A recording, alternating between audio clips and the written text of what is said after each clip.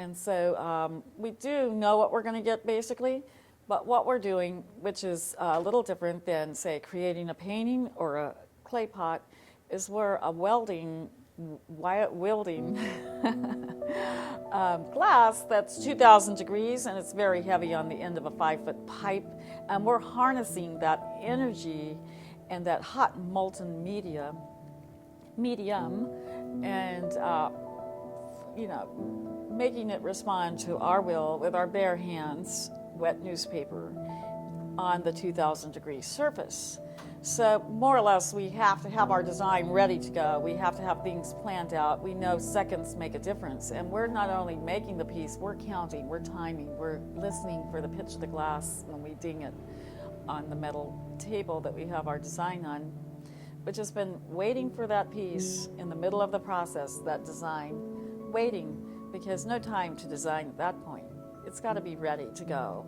So once we take our last gather of crystal over our bubble, we're going to roll it into that design and let that spontaneity occur within boundaries of our design. So we're making choices at that moment, but we're also planning it out well before we begin. And that's halfway through. So we've got to that point, then we're doing good, we got the design on, but we're still having to manipulate the glass, we're still having to stretch it. Gravity's everything. Fine little things that you do to the glass make a huge difference, and if you do make a mistake, then you spend a lot of time correcting, and hopefully the piece will come out. But mainly it's a lot of careful action, as well as spontaneous choices within a set boundary.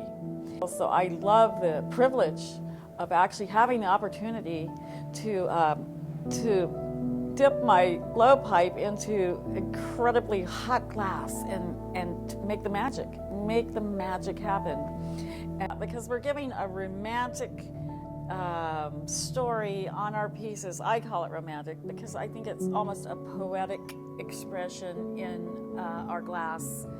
Instead of words, it's a feeling, but we're telling the story around the piece with our design. And a lot of it has the metallics and the colors tend to line up and have a feeling of Gustav Klimt.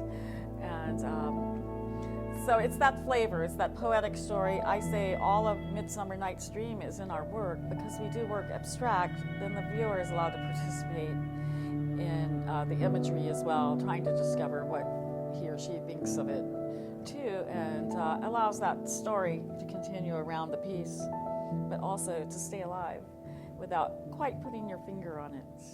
So if we do that, then we've done a good job.